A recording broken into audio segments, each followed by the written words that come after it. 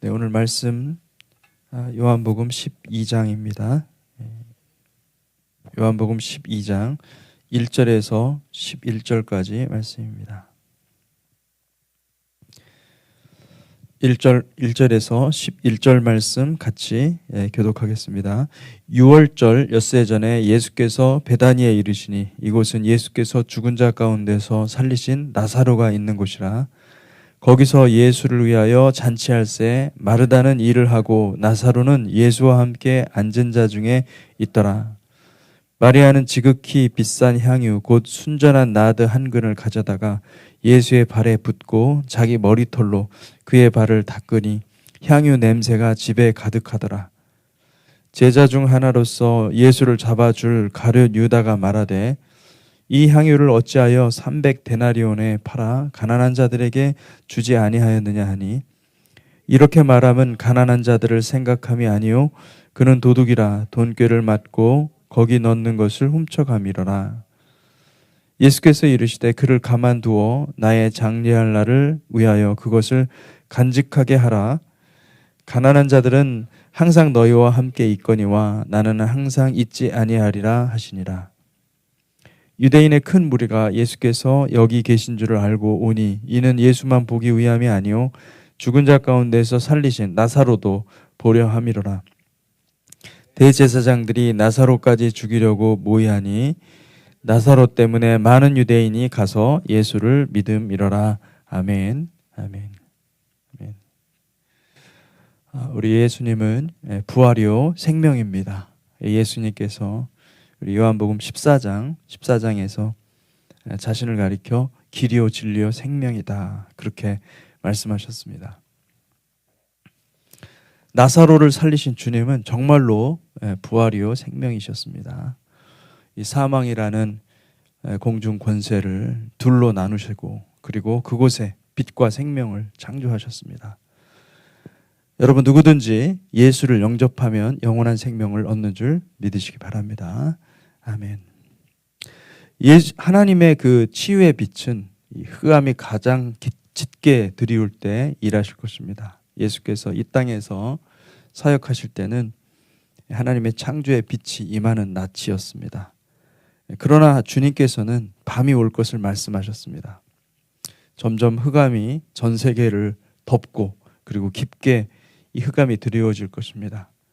그러나 여러분 밤이 깊어질수록 새벽이 가까이 옴을 믿고 끝까지 주님을 바라보시기를 축복합니다. 아멘. 그래서 스가랴서에 이런 말씀이 있습니다. 스가랴서에 그날에는 빛이 없겠고 광명한 것들이 떠날 것이라. 여호와께서 아시는 한 날이 있으리니 낮도 아니요 밤도 아니라 어두워 갈 때에 빛이 있으리로다. 점점 흑암이 깊어질 것입니다. 그렇지만은 여러분 우리의 마음속 깊은 곳에 사람들의 마음속에 사람들 안에 있는 빛은 더욱 발할 것입니다. 이 빛은 하나님의 빛입니다. 이 하나님의 빛, 이 부활의 그 빛을 사모하시고 그 안에서 거하시기를 축복합니다. 주님의 그 창조와 구속과 심판은 항상 같이 일어납니다. 주님의 일하심은 항상 일정하고 어제나 오늘이라 영원토록 동일하신 분이십니다. 신실하신 하나님께서 자기 백성들, 이 마지막 때에 자기의 백성들을 구원하실 것을 믿습니다. 1절과 2절에 보니까 6월절 엿새 전에 예수께서 베다니에 이르시니 이곳은 예수께서 죽은 자 가운데서 살리신 나사로가 있는 곳이라.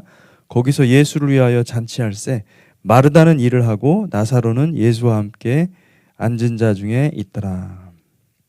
이 6월절은 여기 6월절 나오죠. 1절에 6월절은 요한복음에서 세 번째 6월절입니다. 그러니까 주님께서 대략 3년 반 사역하셨다라는 것을 우리가 어떻게 알 수 있냐면 요한복음에만 이 6월절이 세 번 나오죠. 그 세 번 나왔다는 것은 6월절은 1년에 한 번 있으니까 이 3년 동안 어쨌든 3년은 이상 돼야 되는 거죠. 3년 반 하나님께서 예수님께서 공생의 사역을 하셨다 이렇게 알 수가 있는 것이죠. 근데 이제 이 유월절은 이 마지막 유월절이라고 한다고 한다면 그러면 이때 바로 우리 주님께서 십자가 사역을 성취하기 위해서 마지막으로 예루살렘에 올라가는 것임을 알 수가 있습니다. 그러니 이 요한복음 11장 이 죽은 나사로를 살리신 사건이 그 바로 그 예수님께서 십자가에 달려 죽으시는 그 마지막 그 유월절 이전에 일어났던 것을 알 수가 있죠. 굉장히 중요한 위치에 기록되어 있는 것을 볼 수가 있습니다. 12장에서 이제 12장으로 와서 나사로의 부활 사건을 기념하는 이 베다니의 잔치는 비록 6월절 엿새 전에 일어났지만은 나사로의 가족의 입장에서 보면 기쁨의 큰 잔치였을 것입니다. 죽었던 나사로가 깨어났고 그리고 살아났고 그리고 또 다른 본문에 보면 이 나사로가 이 문둥병에 걸려서 죽은 것으로 나오는데 근데 이 완전한 치유를 받았으니 이게 얼마나 기쁘겠습니까?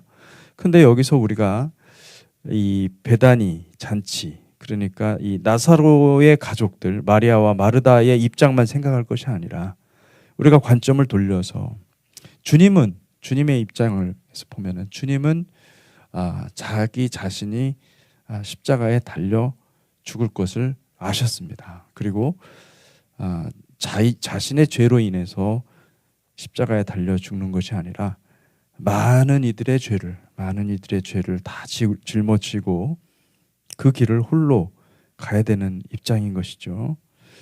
그래서 주님에게 있어서는 이 해골의 무덤인 골고다로 가는 이 마지막 사역을 앞둔 주님이라고 볼 수가 있습니다. 그 마음을 한번 생각해 볼 필요가 있다는 거예요. 그래서 여러분 이 12장 본문은 특별히 이 주님의 마음을 우리가 묵상해 볼 필요가 있습니다. 아마도 주님에게는 이 순간순간이 굉장히 의미 있는 순간이었을 거예요. 사람들의 웃음소리, 기뻐하는 소리를 보면서 주님은 아마도 심령 속에 카메라가 있다고 한다면 다 담고 싶으셨을 것입니다. 주님은 사랑하는 제자들의 그 영원한 생명을 확보하려고 하나님의 저주의 상징인 이 나무에 달리기 위해서 순간순간 호흡을 하고 있었을 것입니다. 마르다와 마리아는 나사로의 부활이 너무나 기뻤습니다. 죽었다가 살아났으니 얼마나 기뻤을까요? 적극적이고 활동적인 마르다는 부지런히 일하면서 상다리가 부러질 정도로 음식을 장만했을 것이고 또 주위 사람들을 초청해서 또 이웃들을 초청하고 서로 먹고 마시며 기쁨을 터뜨리며 잔치를 벌였을 것입니다.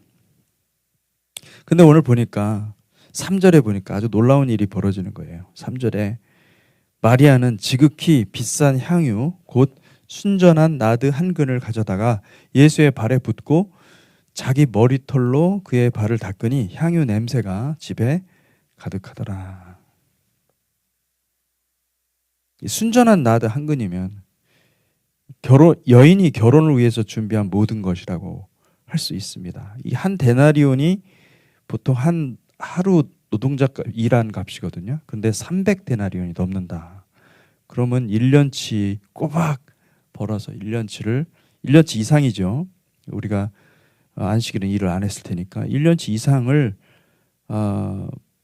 꼬박 일해서 번 돈이라고 할 수가 있죠. 마리아는 이것이 자신의 생명값이라고 할 만한 이 엄청난 비싼 이 향유를 순전한 나드 한 근을 가져다가 그 옥합을 깨고 그 기름을 그 향수를 주님의 발에 예수의 발에 붓는 모습을 볼 수가 있습니다. 저는 이제 이 부분을 묵상하면서 어떻게 마리아는 이런 생각을 했을까?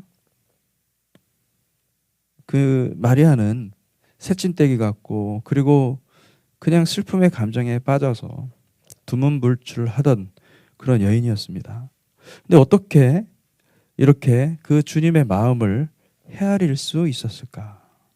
이 참 신비입니다. 놀라운 신비가 아닐 수 없어요. 주님은 인간의 몸을 입고 오셨지만은 하나님이십니다. 하나님은 우리와 존재적으로 다르죠. 그러나 하나님도 인간의 감정과 동일하게 반응하시는 인격이세요. 그러니까 하나님도 우리와 똑같이 감정이 있으신 거죠. 마리아의 이 행동은요, 주님의 마음을 깊이 터치했을 것입니다.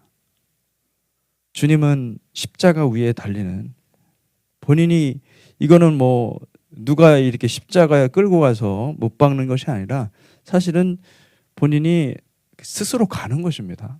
이제 뭐 요한복음도 그 부분 잘 얘기하지만은 그 십자가 위로 자기가 달려가는 겁니다. 십자가 위에 달리도록 본인 스스로 이렇게 가는 사역입니다. 근데 그 사역을 앞에 두고 있는데 자신의 모든 것을 쏟아 부어서 완성해야 할 사역이지만은 누가 알아주겠습니까? 그 사역을 아무도 알아주지 않죠. 오직 그 사역은 아버지와 아들과 성령만이 아는 사역입니다. 그들이 서로 약속한 것이죠. 아버지와 아들과 성령께서 아들이 이 땅에 오기 전에 어떤 일이 일어났는가, 뭐 우리가 정확히 어떤 일이 일어나는지 알 수는 없지만은 다만 추정컨대 아버지께서 잃어버린 그 영혼들을 향해 안타까워하시는 마음이 있었습니다. 그리고 아버지의 마음을 아는 아들은 그렇게 말하는 것이죠. 제가 가겠습니다. 제가 가서 그 영혼을 구해오겠습니다. 그 말씀을 듣고 성령께서도 마음이 감동해서 아들의 몸에, 아들의 육신에 성령을 한없이 부어주셨을 것입니다. 이건 뭐 저의 추측입니다. 추측이고, 또 삼위간에 서로 사랑하고 서로 하나가 되어 있기 때문에 삼위 하나님께서는 주님이 하시는 이 모든 사역을 다 알고 계셨고, 그리고 그 아버지의 마음을 충분히 아시는 주님께서는 순간순간을 순종하면서 그 길을 걸어갔던 것을 알 수가 있습니다. 마리아는 주님께 감사의 마음을 표현한 것입니다. 오빠를 살리셨잖아요. 그죠? 오빠를 살리셨을 뿐만 아니라 증명한 거예요. 이분은 하나님이시구나. 이분은 메시아구나. 그런 이것을 보고 너무나 감사해서 자신의 모든 것을 어떻게 하면 내 생명값을 드릴 수 있을까? 아마도 그 생각을 하지 않았을까 싶어요. 근데 사실은 정확히 그 마리아의 생각은 이 성령의 음성에 순종한 것입니다. 자기의 생명값을 팔아서 산 향유를 발에 붓고 마리아는 자기 머리털로 그의 발을 닦았습니다. 성령님은 아들의 마지막 사역을 이 마리아의 순종을 통해서, 마리아의 그 행위를 통해서 아버지 앞에 기념한 것이죠. 주님은 성령을 통해 베푸시는 이 아버지의 한량없는 사랑을 받았을 뿐만 아니라 그 순간을 영원한 나라에서 영원토록 기념할 장면으로 남기신 것입니다. 여러분, 우리의 삶이 이 마리아와 같이 지극히 값비싼 그 향유, 순전한 나드 한 그릇을 우리에게 구원을 완성하신 예수 그리스도께 붓는 그러한 삶과 사역이 되시기를 주님의 이름으로 축복합니다. 아멘. 바로 그때 가룟 유다가 분위기를 깨면서 들어왔습니다. 4절에서 6절을 보니까 제자 중 하나로서 예수를 잡아줄 가룟 유다가 말하되 이 향유를 어찌하여 300데나리온에 팔아 가난한 자들에게 주지 아니하였느냐 하니, 이렇게 말하면 가난한 자들을 생각함이 아니요 그는 도둑이라 돈꾀를 맞고 거기 넣는 것을 훔쳐 가미로라. 가룟 유다는 아주 현실적인 사람이었습니다. 그러니까 그는 예수님을 따라다니긴 했죠. 그리고 예수님이 메시아라고 생각을 한 겁니다. 예수님 하나님이라는 것을 몰랐을까요? 알았겠죠. 믿었겠죠. 그렇지만은 자기 생각과 다른 자기가 생각하는 이념이 있었던 거예요. 내가 생각하는 킹덤은, 하나님 나라는 이런 것이 아니다. 그가 이 자기 이념과 너무나 다른 이 메시아를 인정하기가 어려웠습니다. 여러분, 인간은 연약한 존재예요. 우리는 우리 스스로 하나님 나라를 만들 수가 없습니다. 우리 스스로 행복한 사회, 모두에게 평등한, 모두에게 다 기쁨을 줄 수 있는, 동일한 기쁨을 줄 수 있는 그 사회를 만들 수가 없습니다. 왜 만들 수가 없느냐면 우리는 연약한 존재일 뿐만 아니라 우리는 죄인입니다. 우리 안에 심각한 타락이 있고요. 이 죄가 인간을 초월합니다. 인간의 능력을 초월하고 모두에게 죄와 사망이 역사하고 있기 때문에 우리는요, 죽었다 깨나도 사실은 우리의 힘으로 우리가 어떤 의지를 발동하고 우리가 어떤 서로 약속을 하고 계약을 하고 우리 함께 선한 사회를 만듭시다 악수하고 아무리 돈을 투자해도요, 안 됩니다. 불가능합니다. 니체나 사르트르 같은 그런 현대 사상가들의 사상은 굉장히 반기독교적이에요. 그들은 초인을 주장합니다. 초인, 초월적인 인간. 우리가 우리 힘을 극대화시켜야 된다는 거예요. 네.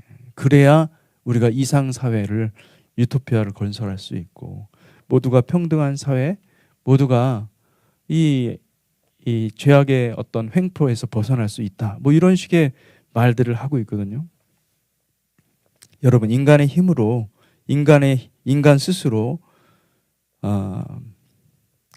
인간의 힘을 가지고 유토피아를 건설할 수 있는가? 그렇지 않습니다. 건설할 수 없습니다. 가룟 유다는 그 마음속에 거짓으로 똘똘 뭉쳐 있었습니다. 그는 예수의 면전에서 예수의 장례를 기념하기 위해 사용된 그 향유의 값 300데나리온을 차라리 팔아서 가난한 자들에게 나눠주는 것이 더 낫다. 그렇게 말하고 있습니다. 이렇게 말하면 첫째로는 이 스승 예수의 인격을 모독한 것입니다. 예수의 인격을 모독한 것이고, 그리고 또 마리아의 그 순전한 그 사랑을 자기의 의로 판단한 것입니다. 여러분, 자기 의가 강하고 그리고 자기 확신이 강하잖아요. 그러면 문제는 무엇이냐면은 우리가 악해집니다. 연약한 게 아니에요. 여러분, 사상이 그렇게 무서운 것입니다. 사상은 신념하고 연결이 돼 있거든요. 내가 믿는 거하고도 연결이 되는 거예요. 이 사상을 배우고 사상을 아는 것은 우리의 신념 체계 안에 거짓을 넣는 거하고 비슷한 것입니다. 그러니까 정말 하나님의 말씀이 나의 사상이 되고 하나님의 말씀이 내 신념 체계에 굳건히 세워지지 않으면 여러분, 희한하게 그 사상이 오히려 그 말씀을 이용해 먹고 말씀에서 좋은 것만 취하고 그리고 말씀을요, 아무리 좋은 말씀을 들어도 자기 사상과 어긋나거나 사상에 부합하지 않는 것들은요, 다 자동 필터링으로 다 걸러냅니다. 세상에는 의로운 행위를 주장하고 윤리 실천을 강조하면서 뭔가 우리가 연대하고 구호를 외치고 힘을 합하면은 훌륭한 사회를 건설할 수 있다는 이 사회주의 이념이 여러 형태로 사람들을 미혹하고 있습니다. 이들은 거짓에 능한 사람들입니다. 세상에 존재하지 않는 평등이라는 개념을 가지고 사람들에게 현혹합니다. 여러분, 평등이 존재할까요? 똑같이 파이를 하나 사가지고 똑같이 나눠줬다고 합시다. 그런데 형이 볼 때는 동생이 가진 그 파이 한 조각이 더 커 보일 수 있는 겁니다. 세상에 평등이 존재하지 않습니다. 내가 평등하지 않은데 내 존재 자체가 똑같은 생각을 할 수가 없는데 우리가 어떻게 평등한 사회, 여러분 태어난 배경도 다 다르고 그리고 또 하나님께서 주시는 은혜의 양도 다 다릅니다. 각자 우리가 이 분복이라는 게 있지 않습니까? 하나님께서 주신 그 분복이라는 다 다른 것이죠. 다름을 인정을 하고 그리고 그 안에서 하나님의 뜻을 찾아가는 것이 그것이 바른 것인데 사람들은 그거를 다 획일적으로 다 똑같이 나눠야 된다는 거예요. 그러면 똑같아질까요? 그렇지 않거든요. 그런데도 불구하고 그 존재하지 않는 이 평등이라는 개념을 가지고 사람들에게 현혹합니다. 그 사람들은 차라리 어리숙해가지고 속아 넘어가는 사람들은요 쉽게 그들이 마음을 바꿀 수가 있어요. 그런데 문제는 뭐냐면 이 어리숙한 사람이 아니라 이 사상으로 만들어 이 말도 안 되는 이 평등을 개념 가지고 그 유토피아를 만들고 그걸 만들어야 되겠다라는 거예요. 그거를 이 땅에 구현해야 되겠다라는 거예요. 이걸 사상으로 만든 사람들을 의식화하고 세뇌하고 사람들의 생각들을요 이 의식의 그 구조를 변형시켜 버립니다. 그게 거짓 이념인 거예요. 여기 얼마나 무서운 건지 몰라요. 가룟 유다는 이 세상 이념, 거짓된 세상 이념으로 똘똘 뭉쳐 있었어요. 그런 가룟 유다를 주님은 끝까지 품었습니다. 그를 품은 것은 아버지의 사랑을 실현하려는 것입니다. 주님은 그가 변화되기를 간절히 소원하였지만은 변화될 수 없다는 것을 아셨습니다. 그러나 그럼에도 불구하고 그에게 변화될 가능성을 추호라도 있다고 한다면 그를 한 번 더 믿어주자. 그래서 그에게 회개할 기회를 계속 준 것입니다. 그러나 가룟 유다는 회개할 기회를 마지막 그 한 가닥 회개할 기회까지도 다 저버렸습니다. 만약에 그 가룟 유다가 끝까지 주님께 붙어만 있었더라도 그는 구원 얻을 기회가 있었을 것입니다. 그러나 그 마지막 기회마저 던져버린 것이죠. 가룟 유다도 반역했고 베드로도 반역했고 다른 모든 제자들 12제자들 중에 반역 안 한 제자는 없습니다. 다 반역했어요. 그런데 베드로를 비롯한 다른 제자들의 반역은 이 가룟 유다의 반역하고는 많이 다릅니다. 성격이 달라요. 베드로의 반역은요 인간의 연약함 때문에 생긴 반역입니다. 인간의 연약함에 기반을 둔 거예요. 베드로는 약한 것입니다. 의지가 강하다, 약하다 이런 게 아니라 인간이기 때문에. 여러분 이 약하다는 것은요 죽음 앞에 두려워 떠는 거예요. 초라한 인간이에요. 근데 이 약한 것은 내가 약하다는 것을 인지하고 깨닫고 그리고 여러분 이 약한 것이 기도의 원동력이 돼요. 우리가 약한 걸 알 때 기도할 수가 있어요. 사실은. 그러니까 약한 것은 죄가 아닙니다. 왜냐하면 하나님이 우리가 약한 걸 아시고 이 땅에 오신 거예요.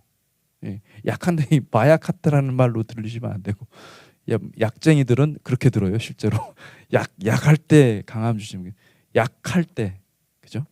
약할 때가 아니에요. 우리가 약한 거를 진짜 그렇게 얘기를 하고 나니까 진짜 자꾸 그렇게 들리네요. 약할 때 그죠? 우리가 약한 거는 어쩔 수 없는 것이고 이 약할 때 하나님 앞에 엎드릴 수가 있습니다. 그리고 그거를 인정해야 돼요. 내가 강하다, 난 할 수 있다라고 생각하면 하나님께 안 나가요. 사람은. 난 할 수 없구나. 난 진짜 이게 구제불능이다. 뭐 이런 정도까지 가야 그제서야 이제 비로소 내가 정말 하나님께만 매달려야 되겠구나. 이런 어떤 그 변화의 가능성이 생기는 것이고 하나님을 의지하고 하나님께 나아갈 수 있는 힘이 생기는 거거든요. 여러분 차라리 약하시기를 주님의 이름으로 축복합니다. 아멘. 근데 베드로는 약하고 초라한 믿음 때문에 믿음이 약한 거 여러분 믿음이 약한 거 혼내지 마십시오. 믿음이 약한 거는 하나님의 은혜를 계속 받으면 믿음이 자라갑니다. 근데 베드로는 믿음이 약한 것이 아니라 이 가룟 유다는 믿음이 약한 게 아니었어요. 그는 악했습니다. 악한 거하고 약한 거고 이렇게 차이가 있는 거예요. 그는 약하고 초라한 믿음 때문에 넘어진 것이 아니라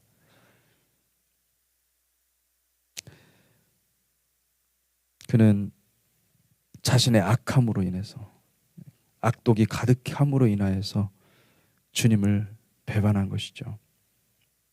이거는 어떻게 할 수가 없어요. 주님의 뜻은 우리의 악을 제거하는 것이죠. 이 땅에 오셔서 우리의 힘으로는 할 수가 없으니 하나님의 은혜로 우리 안에 있는 모든 악독을 제거해서, 그래서 천국으로 우리를 끌고 가시는 것인데, 근데 하나님을 알기도 하고 예수님을 내 안에 품기도 했어요. 그런데도 불구하고 악을 계속 품고 있고 악한 생각을 따라간다? 하나님 나라는 있을 수 없는 거거든요. 그거는 뭐냐면은 내 안에 있는 악이 하나님 나라를 이긴 겁니다. 복음을 먹어버린 거예요. 복음이 무효가 되는 거예요. 복음이 들어가고 선포된다 하더라도 그 사람은요, 그 복음이 주는 혜택과 그 은혜들을 누릴 수가 없어요. 이게 문제죠. 여러분, 악한 것은 정말 경계해야 됩니다. 여러분, 우리 마음에 악이 있는지, 우리 마음에 거짓 이념이 있는지, 우리 마음에 거짓 이념으로 견고한 성읍을 만들고 있는 것은 아닌지, 이것을 살펴보셔야 됩니다. 하나님의 말씀이 우리 안에 들어와서 말씀이 우리를 확신 가운데 세워지면은 이런 악들이 생기지 않지요. 그러나 어떻게 합니까? 먼저 이 하나님 말씀이 들어오기 전에 세상이 먼저 들어오고, 거짓된 생각들이 막 들어오고, 거짓된 정보들, 거짓된 어떤 그 사상들이 주입이 되기 시작을 하고, 그것을 믿기 시작하고, 그러면 이제 생각이 바뀌는 겁니다. 무엇을 보든지 삐딱하게 생각하고, 양심의 화인을 맞아서 하나님의 음성을 전혀 듣지 못하고 그냥 자아의 음성에 따라서, 자아가 판단하는 대로, 자아가 말하는 대로 그냥 살아가는 것입니다. 그게 하나님의 음성이라고 착각하는 거죠. 여러분, 이렇게 우리의 영혼이 악해지잖아요. 그럼 하나님의 은혜가 들어가지 않습니다. 하나님의 은혜를 다 걸러냅니다. 그 마음속에는 자동 필터링 기능이 있어가지고 자기가 좋아하는 것만은 다 받고, 그리고 자기 자아가, 우리는 하나님의 말씀을 통해서 속사람이 변화되어서 이 속사람의 능력으로 이 겉사람을 이겨야 됩니다. 그런데 이들은 겉사람을 살찌는 말씀만 다 필터링을 하기 때문에 자기의, 그리고 자기의 어떠함, 자기가 인정을 받아야 되고, 자기가 뭔가 대우를 받아야 되고. 교회들 보면은요, 직분 가지고 막 싸우지 않습니까? 막 돈도 내고 막 그래요. 근데 그거 되게 웃기는 거예요, 사실은. 가만 보면은 그게 어떻게 그런 일이 있을 수 있지? 세상 사람들 그렇게 생각합니다. 그런데 그 안에서는요, 치고받고 싸워요, 진짜로. 내가 인정받아야 되고, 내가 직분이 뭔데, 하나님 앞에서 직분은 거룩한 건데 그렇게 인식하지 않는 거예요, 그 사람들은. 겉사람을 그렇게 살찌우고요. 이게 우리는 이렇게 지금 말씀을 통해서 이게 잘못된 것이구나, 악한 것이구나, 이거 알 수 있지만은 이런 걸 전혀 알지 못한 채 그 깊이 들어가가지고 그렇게 고통당하는 사람들이 정말 많습니다. 너무너무 많습니다. 여러분, 한번 생각해 보십시오. 이들을 하나님께서 구원하실까요? 이들에게는 구원과는 상관없는 자기 길이 열립니다. 이것이 무서운 것이죠. 여러분, 주님을 간절히 만나기를 원하지만은 주님을 영원토록 만나지 못하는 그 길이 있습니다. 요한계시록의 9장에 보면은 이 무저갱에서 올라온 그 황충이 많은 사람들을 고통스럽게 한다고 그러잖아요. 그 고통이 뭐냐? 회개하지 못하는 고통이에요. 그건 미혹된 거예요. 황충이 그 안에 들어가서 이미 역사한 거예요. 그 사람의 마음에는 이미 무저갱이 장착이 된 겁니다. 사단이 우는 사자와 같이 그렇게 삼킬 자를 찾는다고 그랬는데 여러분 이미 삼킴을 받은 사람들이에요. 참 안타깝죠. 여러분 그런 영혼들이 되지 않기를 주님의 이름으로 축복합니다. 그러면 우리가 어떻게 해야 되는가? 그것은 우리는 길이 없어요. 우리의 연약함을 주님 앞에 고백하고 인정하고 우리가 반역했고 우리가 죄인이고 우리가 주님의 뜻을 반하여서 살았고 우리가 연약한 존재라는 것을 우리가 또 실수하고 또 넘어졌다는 것 우리의 연약함을 주님 앞에서 고백할수록 주님은 그것이 진심이라고 한다면 주님은 사랑하십니다. 왜요? 주님은 그걸 다 알고 오셨거든요.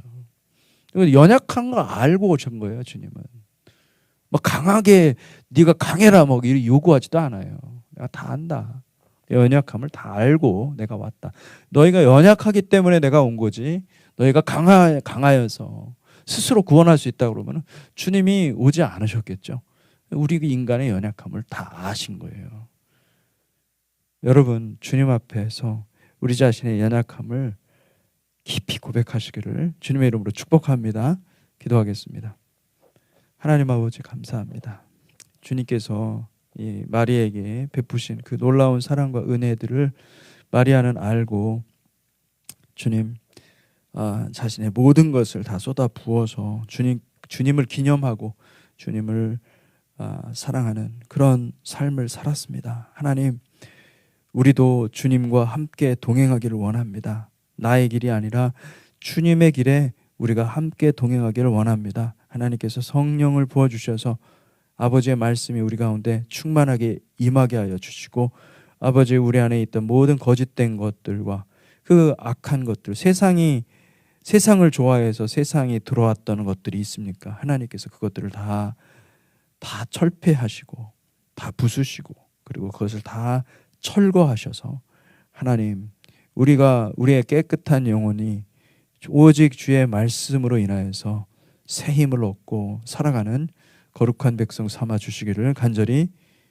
기도합니다. 예수님 그렇게 우리를 붙들어 주시고 함께하여 주시옵소서. 예수 그리스도 이름으로 기도했습니다. 아멘.